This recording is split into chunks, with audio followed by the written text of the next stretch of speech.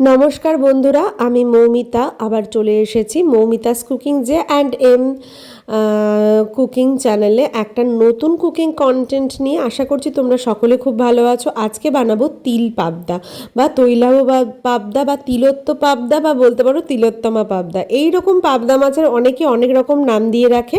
আমি একটু অন্যভাবেই বানাবো, তো তোমরা সঙ্গে থেকো ভিডিওর একদম শেষ পর্যন্ত।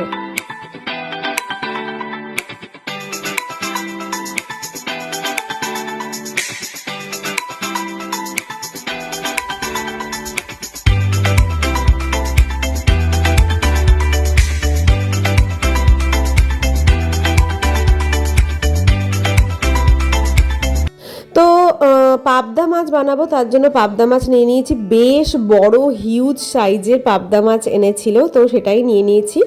বানাতে কী কী লাগছে সেটা এক নজরে একটু দেখে নিই। এখানে নিয়েছি আমি তিল। হ্যাঁ, এটাই হচ্ছে মেন উপকরণ, যার জন্যই এই মাছটার এত রকমের নাম। সেগুলো সব কিছুই এই তিলকে ঘিরে।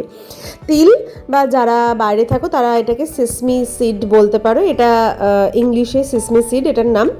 তো সাদা তিল ব্যবহার করেছি। পোস্ত নিয়েছি 2 টেবিল স্পুন, জিরে নিয়েছি 1/2 টেবিল স্পুন, আর কালো জিরে নিয়েছি 1/2 টেবিল স্পুন, একদমই কম। এইবার এই সমস্ত কিছুকে আমি বেটে নেব। তো আমি জিরেটাকে কালো জিরের মধ্যে করে নিলাম, আর এর মধ্যে আমি 2 টেবিল স্পুন মতো আমি টক দই ইউজ করছি। এইবার একটা টক স্বাদ আনার জন্য তোমরা টমেটো চাইলে ইউজ করতে পারো, কিন্তু আমি এতে টমেটো ইউজ করিনি, সেটা ডিপেন্ড তোমাদের ওপর করছে। তো এগুলো আমি পেস্ট করব, সাথে একটুখানি আদা লাগেছে আর কাঁচা লঙ্কা।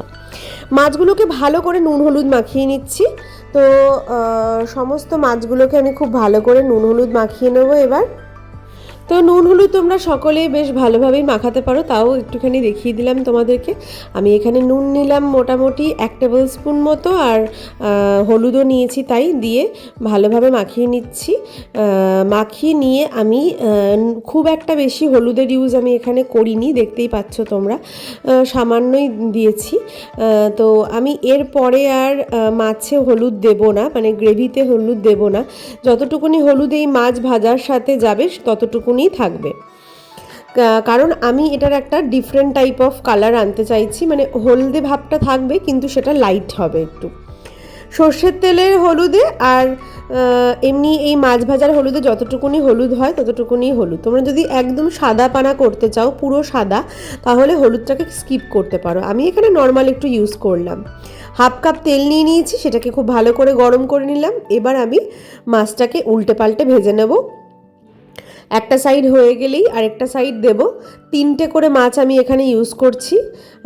করার পরে যেহেতু একটু হালকা টাইপের মাছ হয়, তাই খুব সাবধান। আর মাছ তোমাদের পাবদা মাছ কিন্তু রান্না করতে গেলে একটু ফুটে আসার, মানে গায়ে ছিটকে আসার চান্সেস থাকে। সেই কারণের জন্য তোমরা এর মধ্যে একটু তেল মাখিয়ে নিতে পারো, তাহলে আর এটা ছিটকে আসবে না।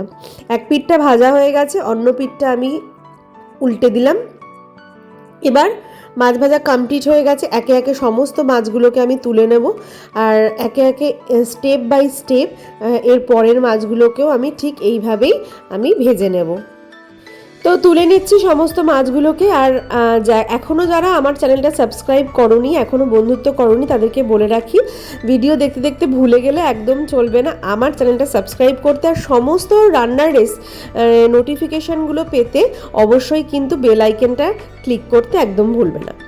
তো মাছ ভাজার তেলের মধ্যে একটা তেজপাতা, অল্প একটু কালো জিরে, সাদা জিরে, 2টো কাঁচা লঙ্কা দিয়ে ফোড়ন দিলাম। একটুখানি গরম হয়ে আসতেই আমি এখানে যে পেস্টটা বানিয়েছিলাম তিল, পোস্ত আর কালো জিরে, সেইটা আমি এখানে ট্রান্সফার করে দিলাম।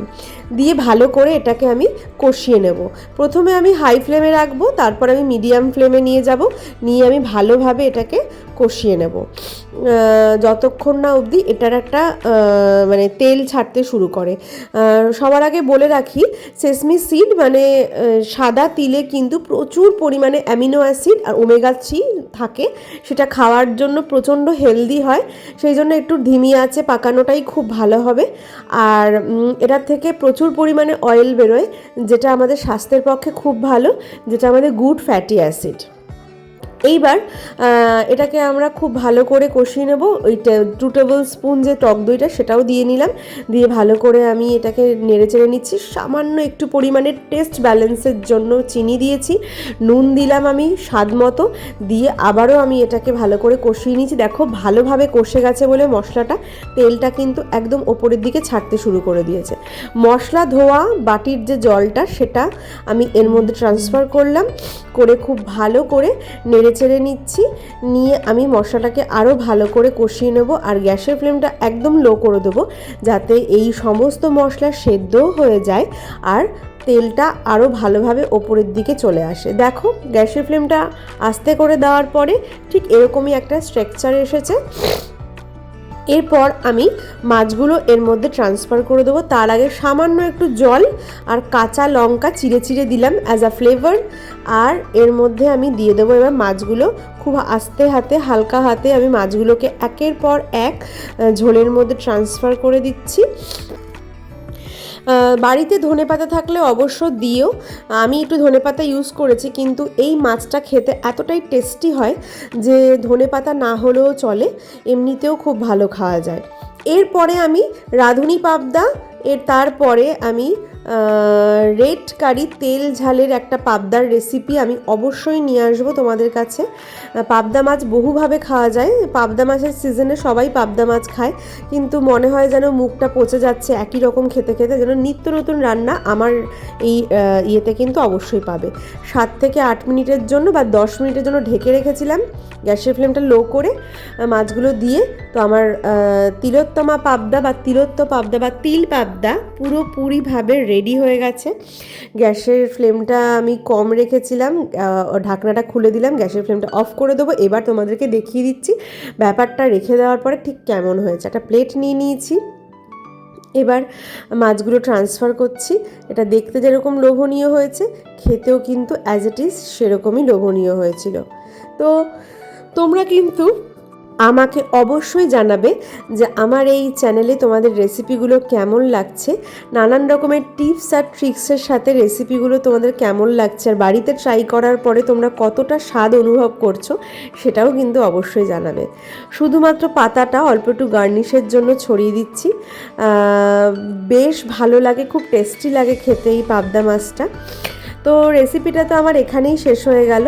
তো তোমাদেরকে অবশ্যই জানাবো যে আমি এটা গরম গরম ভাতের সাথে খেয়েছিলাম, আমার তো এর সাথে আর কিচ্ছু লাগেনি, শুধু এটা দিয়েই ভাত খাওয়া যায়। আর তোমরাও বাড়িতে এটা ট্রাই করে তোমাদের কেমন লাগলো আমাকে তো কমেন্ট বক্সে অবশ্যই জানাবে।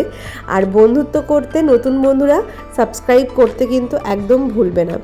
আজকের রেসিপিটা এখানেই বন্ধ করব, আর কমেন্ট বক্সে এটাও জানিও যে আমার সাথে বন্ধুত্ব করতে আর নতুন বন্ধুদের কেমন লাগছে। তো টাটা, বাই, টেক কেয়ার, সবাই সেফ থেকো।